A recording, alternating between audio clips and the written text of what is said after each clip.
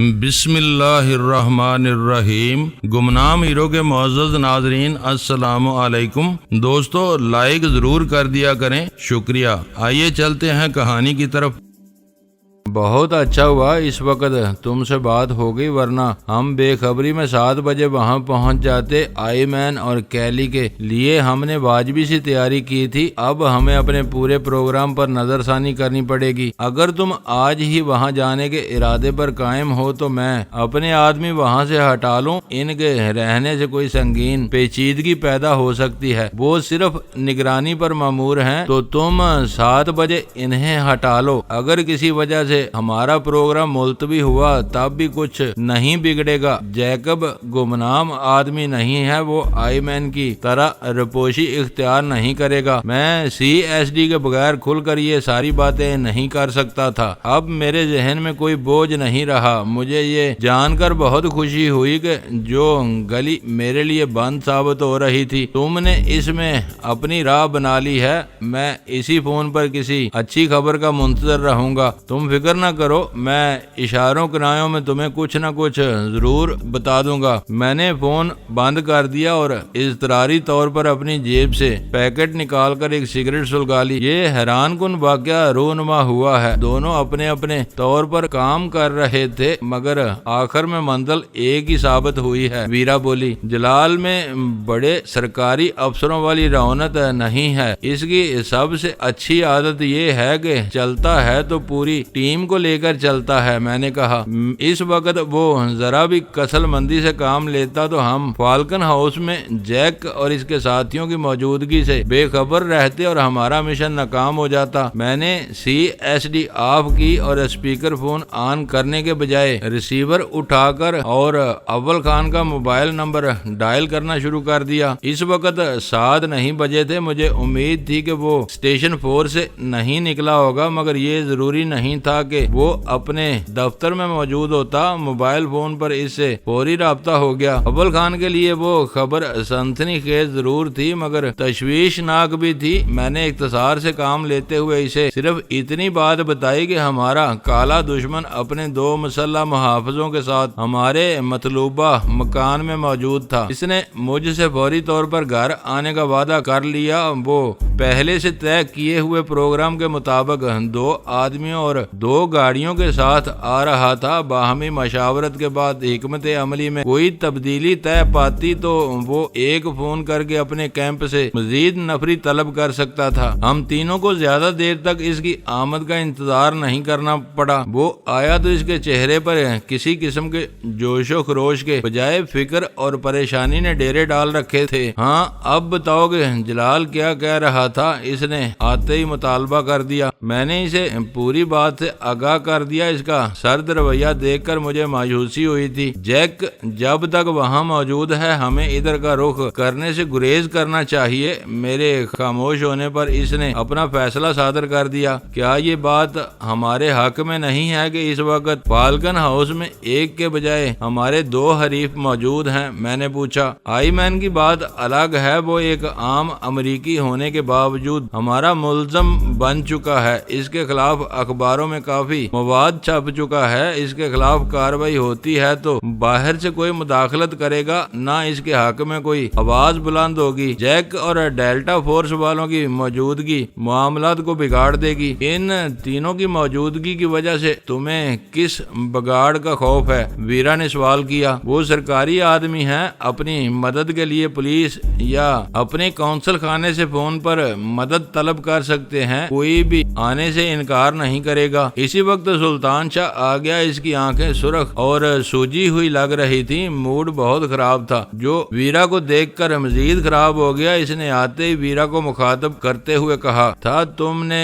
دھوکہ دے کر میرے ساتھ اچھا نہیں کیا۔ یہ کیسی دعا کے بعد اثرات ابھی تک بھگت رہا ہوں۔ میں نے تمہارے ساتھ ہمدردی اور بلائی کی تھی۔ ویرا نے خلاف توقع نرمی سے جواب دیا، مجھے اندازہ نہیں تھا کہ تم چارپائی پر پڑ پڑ جاؤ گے۔ یہ بتاؤ کہ اب تم کیسا محسوس کر رہے ہو؟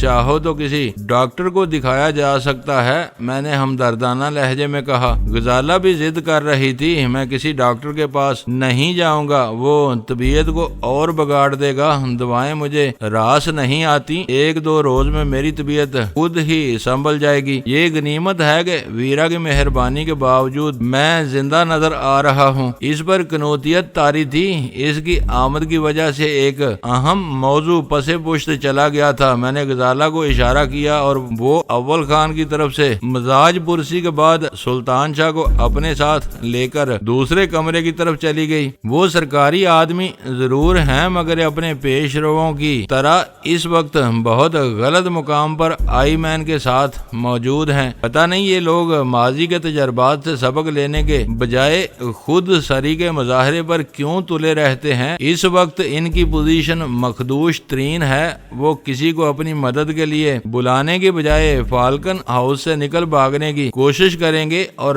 مارے جائیں گے۔ متبادل راستہ انہیں مزید تباہی کی طرف لے جائے گا۔ میں نے اول خان کی بات کا جواب دیا۔ میرے ذہن میں ایک اندیشے نے جنم لیا تھا، میں نے تمہیں اسے آگاہ کر دیا، اب اکثریت جو فیصلہ کرے گی میں اسے تسلیم کر لوں گا۔ اس کا مطلب ہے کہ میرا جواب تمہارے لیے قابل قبول نہیں ہے؟ میں نے پوچھا۔ تم حالات کو اپنی عینک سے دیکھ رہے ہو، ضروری نہیں کہ وہ لوگ بھی انہی خطوط پر سوچیں۔ جب موت سر پر منڈلانے لگتی ہے تو انسان اس بلا کو ٹالنے کے لیے ہر جتن کرتا ہے۔ مجھے اس مہم جوئی میں سخت خطرہ نظر آ رہا ہے۔ ہو سکتا ہے کہ وہ اپنے بچاؤ کے لیے کمک طلب کر لیں، لیکن وہ مختار کل نہیں ہیں، ان کے اوپر والے ہر بات سے باخبر ہوں گے۔ ویرا نے ساتھ دیتے ہوئے کہا، ان کو علم ہوگا کہ جیک کس سے ملنے کے لیے بوٹ بیسن گیا ہے، وہ کھل کر اس گندے کھیل میں ملوث نہیں ہوں گے۔ مجھے اس آپریشن میں کوئی خطرہ نظر نہیں آ رہا، میں نے نرمی سے کہا۔ زیادہ سے زیادہ ہم یہ احتیاط کر سکتے ہیں کہ انہیں للکار کر مقابلے کو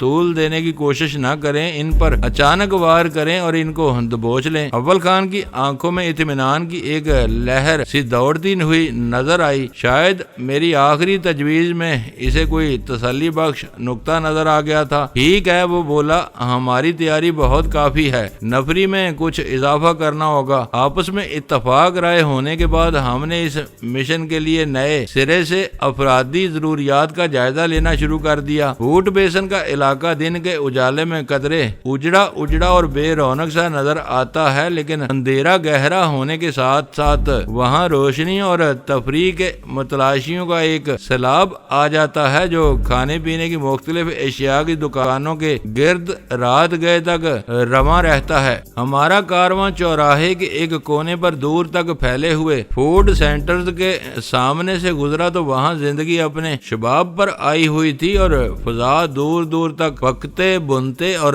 تلتے ہوئے کھانوں کی اشتہا انگیز خوشبو سے رچی ہوئی تھی۔ سڑک کے بائیں کنارے پر موڑ آتے ہی یہ رونق یکا یک ختم ہو گئی اور اس علاقے کی مخصوص رہائشی ویرانی کا راج شروع ہو گیا، جسے وہاں رہنے والے اپنی اصطلاح میں سکون کا نام دیتے تھے۔ وہ علاقہ میرے لیے نیا نہیں تھا۔ اپنے نئے پروگرام کے تحت ہم ٹھیک 9 بجے فالکن ہاؤس کے نواب میں پہنچ چکے تھے۔ آج کل کے مقابلے میں اس زمانے میں وہ علاقہ پوری طرح آباد نہیں ہوا تھا، بہت سے پلاٹ خالی پڑے ہوئے تھے، کہیں کہیں تعمیراتی سامان بکھرا ہوا تھا۔ خاص طور پر فالکن ہاؤس والے حصے میں خاصے کم مکانات بنے ہوئے تھے، ان میں سے بھی کچھ غیر آباد تھے اور تاریکی یا ناکافی روشنی میں ڈوبے ہوئے تھے۔ گاڑیاں فالکن ہاؤس سے دور ایک تاریک اور خالی پلاٹ پر روک کر انجن بند کیے گئے تو فضا میں شیریں سرائکی نغمے کی دھیمی سی ریڈیائی گونج سنائی دی۔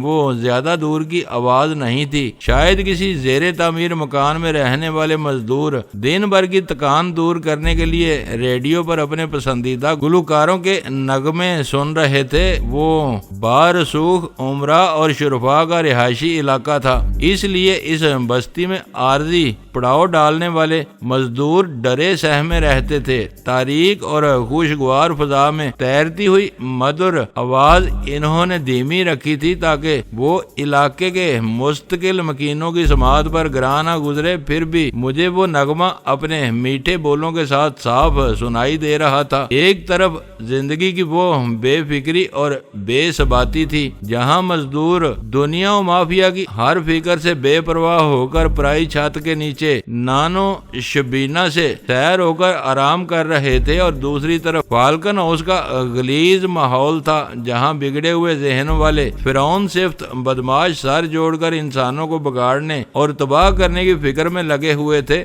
شی اور اس کے پشت پناہوں کے رویوں سے ایسا ظاہر ہوتا تھا جیسے ان میں سے ہر ایک کو اپنے نہ مرنے کا پورا یقین ہو، وہ سب کچھ مسخر کر کے اپنے اقتدار و اختیار کا سکہ چلانے کے آرزو مند تھے، اور ہم اللہ کے بے لوث شیروں کی ایک مختصر سی ٹکڑی کے ساتھ ان کے ارادوں کو ملیا میٹ کرنے کی تیاریاں کر رہے تھے۔ اس تاریک اور سنسان پلاٹ پر اترنے کے بعد اول خان کو کسی کو کوئی ہدایت دینے کی ضرورت پیش نہیں آئی۔ پہلے سے دیے ہوئے نمبروں کی ترتیب کے مطابق اس کے آدمی ایک ایک کر کے وہاں سے فالکن ہاؤس کی طرف بڑھتے رہے۔ ان میں سے ہر ایک پوری طرح مسلح تھا۔ ان کے شانوں پر چھوٹی مگر طاقتور خود کار رائفلیں جھول رہی تھیں، پشت پر چھوٹے اور وزنی تھیلے لدے ہوئے تھے جن میں فاضل میگزین سے دستی بموں تک ضرورت کا ہر ہلکا اور تباہ کن ہتھیار موجود تھا۔ فالکن ہاؤس کے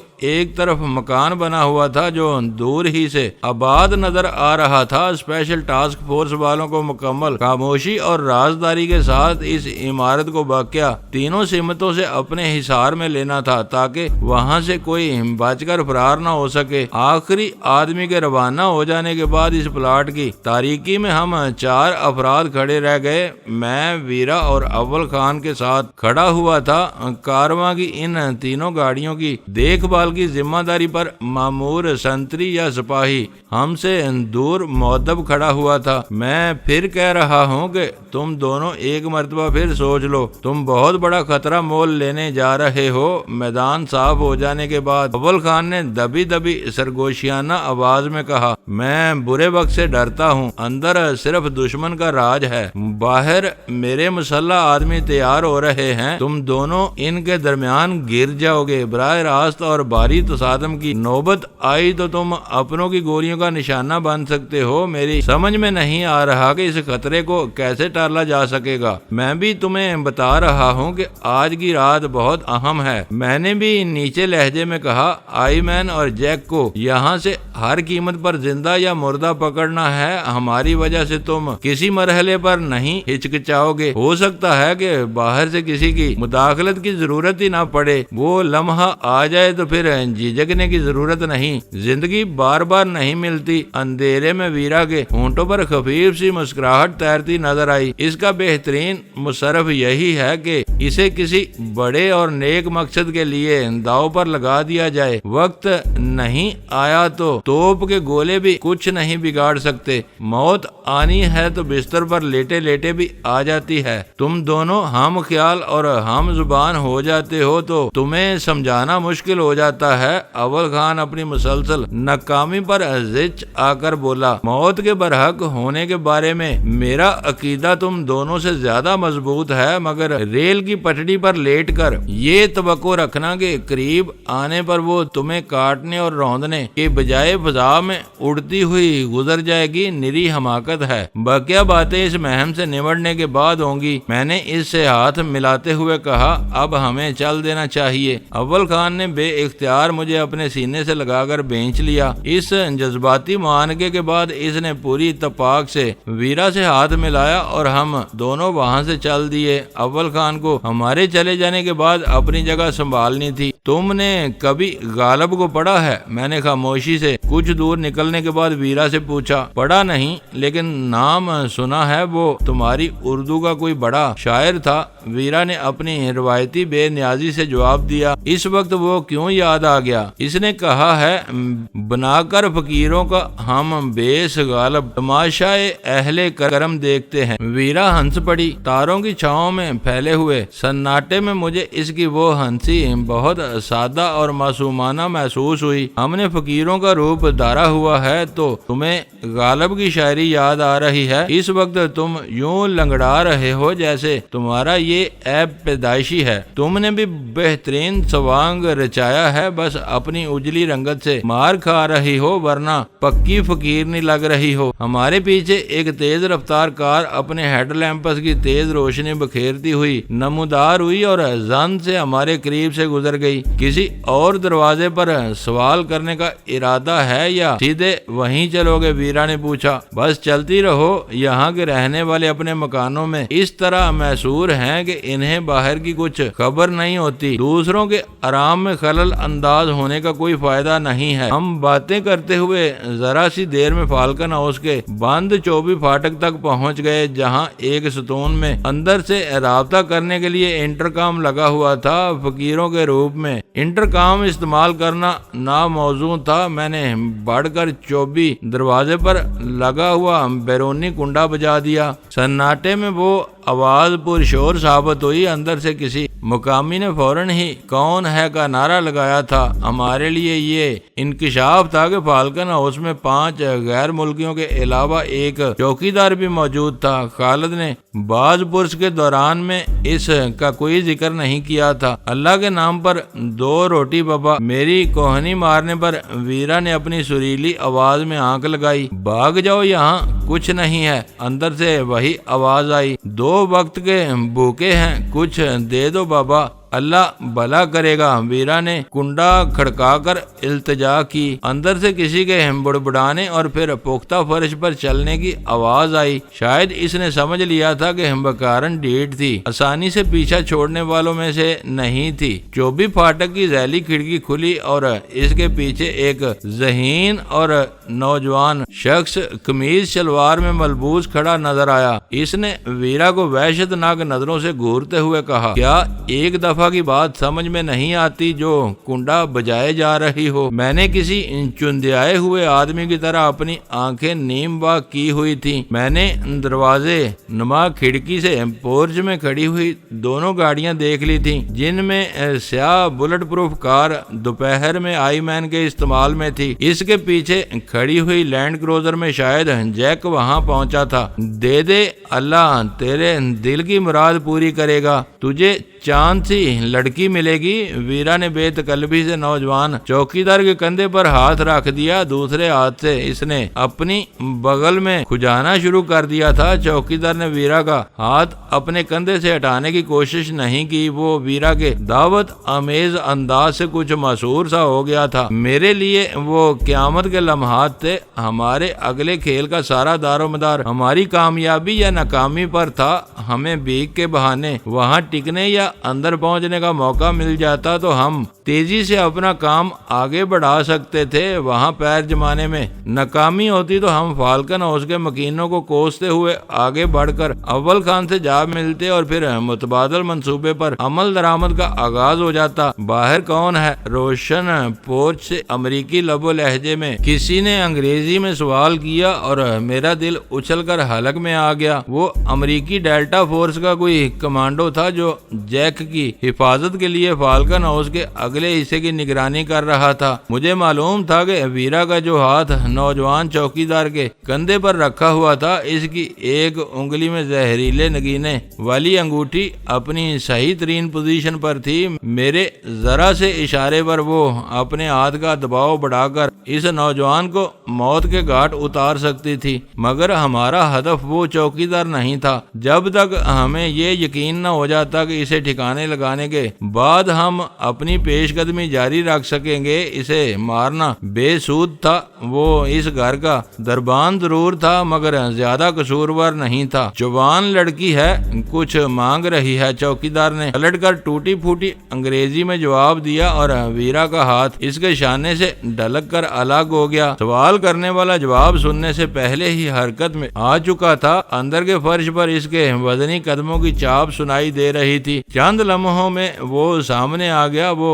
دراز قامت اور گرانڈیل امریکی نوجوان تھا۔ اس کے بدن پر سست خاکی وردی چڑھی ہوئی تھی اور ہاتھ میں ایک سب مشین گن کسی کھلونے کی طرح جھول رہی تھی۔ اس نے ندیدی اور ناقدانہ نظروں سے ویرا کا جائزہ لیا۔ ویرا کے بال الجھے ہوئے تھے، لباس بھی بوسیدہ تھا، لیکن اس نے اپنے کپڑوں کو دانستہ کئی ایسے نازک مقامات سے پھاڑا ہوا تھا کہ بلا وجہ ہر مردانہ نگاہ کا وہاں ٹکنا ناگزیر تھا۔ وہ وردی پوش مجھے نظر انداز کر کے پوری بے حیائی سے ویرا بلکہ پھٹے ہوئے کپڑوں سے جھانکتے ہوئے اس کے بدن کے حصوں کو گھورے جا رہا تھا۔ ویرا خود امریکی قومیت سے تعلق رکھتی تھی۔ اس کو امریکی صنف مخالف کے رویوں کا گہرا ادراک تھا۔ اس نے وہ بہروب اختیار کرتے ہوئے یہ مفروضہ پیش نظر رکھا تھا کہ جیک نے دونوں کمانڈوز کو مکان کے احاطے میں چھوڑا ہوا ہوگا اور وہ اپنی تیاری اور کوششوں سے ان میں سے کسی کی توجہ حاصل کرنے میں کامیاب ہو جائے گی۔ میں نے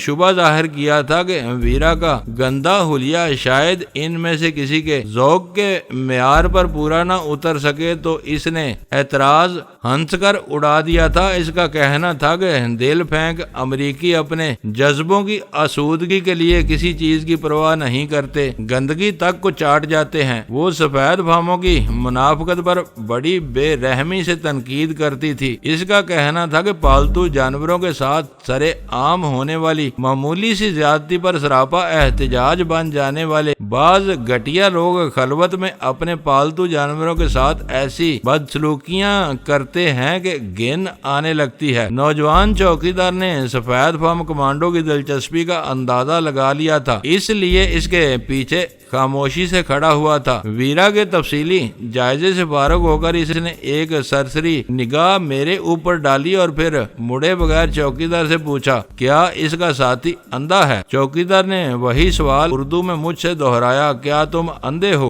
بس اندھا ہی سمجھو، ان آنکھوں سے اتنا کم نظر آتا ہے کہ سہارے کے بغیر 2 قدم چل بھی نہیں سکتا، ٹھوکر کھا کر گر جاتا ہوں۔ چوکیدار نے شکستہ انگریزی میں سفید فام کے سوال کی تصدیق کر دی۔ وہ کمانڈو مقامی بکاریوں کے مطالبوں کی وسعت سے بے خبر تھا۔ اسے شہر میں آئے ہوئے بے مشکل آدھا دن ہوا تھا۔ اس نے چوکیدار سے پوچھا کہ ہم دونوں کیا چاہ رہے تھے۔ جب روکھی سوکھی روٹی کی بات اس کے سامنے آئی تو اس نے دروازہ چھوڑ کر چوکیدار کو ہدایت کی کہ وہ ہم دونوں کو اندر بلا کر لان میں بٹھا دے اور کچن سے ڈبل روٹی وغیرہ لا کر ہمیں دے دے۔ میں ان باتوں سے انجان بنا ویرا کے ساتھ کھڑا رہا۔ سفید فام کی ہدایت سے ظاہر ہو رہا تھا کہ گھر میں چوکیدار کے علاوہ کوئی اور ملازم نہیں تھا، ورنہ وہ خانسامہ کا ذکر ضرور کرتا۔ دوسری بات یہ بھی ہو سکتی تھی کہ فالکن ہاؤس میں وہ اس کمانڈو کی پہلی آمد تھی، اس لیے وہ اندر کی نفری سے بے خبر رہا ہو۔ ایک خاص بات یہ تھی کہ وہاں اس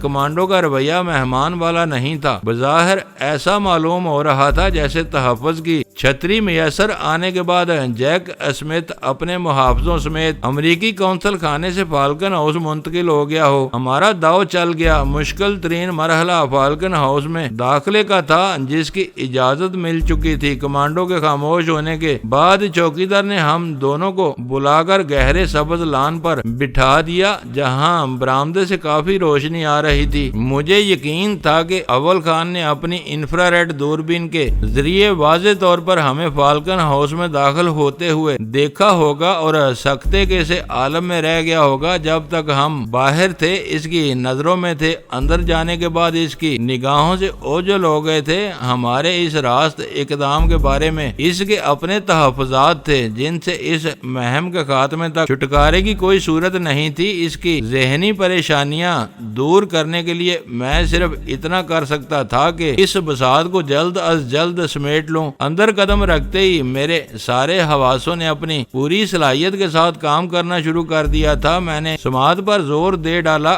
مگر اندر سے آنے والی کوئی آواز سننے میں کامیاب نہیں ہو سکا۔ اگر جیک آئی مین سے ملنے کے لیے آیا تھا تو وہ دونوں کسی اندرونی اور دور افتادہ کمرے میں بیٹھے ہوئے تھے۔ جیک کے مستقل بنیادوں پر منتقل ہونے کی صورت میں یہ امکان کو بھی تھا کہ وہ اپنے الگ کمرے میں آرام کر رہا ہو۔ ہمارے سامنے موجود کمانڈو کے تحکمانہ بلکہ مالکانہ رویے سے یہ ظاہر ہو رہا تھا کہ وہ لوگ مستقل طور پر فالکن ہاؤس میں آ گئے تھے۔ ہمیں لان پر بٹھانے کے بعد چوکیدار مکان میں چلا گیا۔ میں نے ہر طرف نظریں دوڑا لی تھیں مگر مجھے کمانڈو کا دوسرا ساتھی کہیں نظر نہیں آیا۔ غالب امکان یہ نظر آ رہا تھا کہ وہ احاطے کے عقبی حصے میں جمع ہوا ہو جدھر دیوار کے پیچھے کچا برساتی نالا تھا۔ چوکیدار کے جاتے ہی سفید فام کمانڈو تیزی سے ویرا کے برابر میں اس کے بالکل جڑ کر بیٹھ گیا۔ اس نے اپنا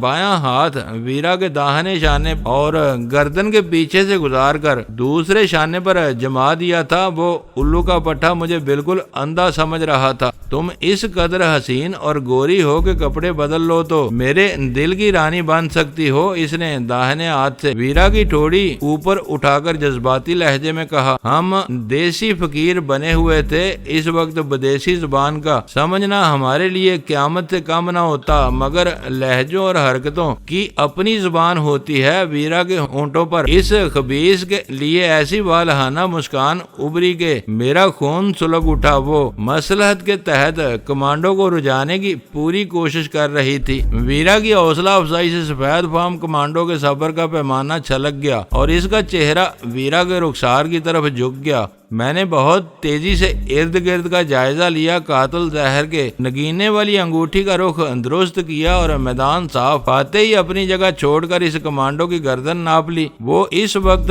ویرا کو اپنے بائیں بازو میں دبوچے اس کے بے پناہ حسن کو خراج عقیدت پیش کرنے کی کوششوں میں مصروف تھا۔ کھوکھلے نگینے میں بھرا ہوا زہر نکیلی سوئی کے راستے اس کی گردن میں اترا اور اس کی وحشیانہ پیش دستی جہاں تھی وہیں رہ گئی۔ اس کی گرفت کی زندگی سے بھرپور سختی ختم ہوتے ہی ویرا نے پلک جھپکتے میں سمجھ لیا کہ اس کے ساتھ کیا ہوا تھا۔ وہ سرعت کے ساتھ کمانڈو کے پہلو سے نکل گئی۔ کمانڈو نے ویرا پر دست درازی میں بے صبری کا مظاہرہ کر کے ہمارے کام کو سہل اور بہت تیز کر دیا تھا۔ مجھے امید تھی کہ چوکیدار کو صحن میں کچھ لے کر آنے میں چند منٹ ضرور لگیں گے۔ ہم دونوں نے دیو کامت کمانڈوز کی وزنی لاش کو بے دردی سے گھاس پر گھسیٹ کر بڑے بڑے گملوں کے پیچھے پہنچا دیا جہاں سے اس کا آسانی سے دیکھ لیا جانا ممکن نہیں تھا۔ ویرا نے دوڑ کر اس کی سب مشین گن اٹھائی اور وہ بھی لاش کے اوپر وہیں پھینک دی۔ وہ کمانڈو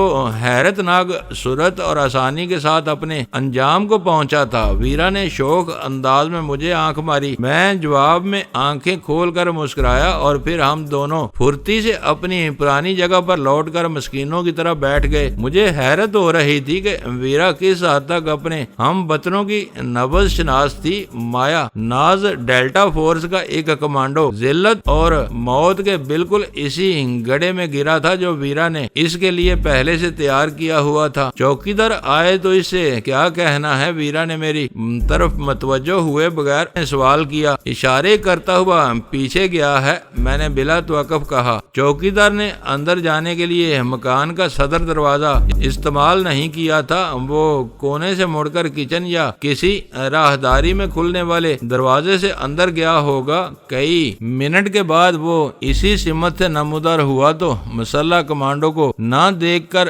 دور ہی سے اس کا ماتھا ٹھنک گیا۔ اس کے ایک ہاتھ میں ڈبل روٹی کی تھیلی تھی، دوسرے ہاتھ میں سالن یا شوربے کی پلیٹ تھی۔ وہ ہمارے لیے بکاری والا کھانا بالکل اسی انداز میں لے کر آ رہا تھا اور اس کی نگاہیں ہر طرف چکرا رہی تھی۔ دوستو ویڈیو کو لائک ضرور کر دیا کریں۔ ISI پاک آرمی زندہ باد، پاکستان پائندہ باد۔ معزز ناظرین اپنا خیال رکھیے گا اور اپنے اس چینل کا بھی شکریہ۔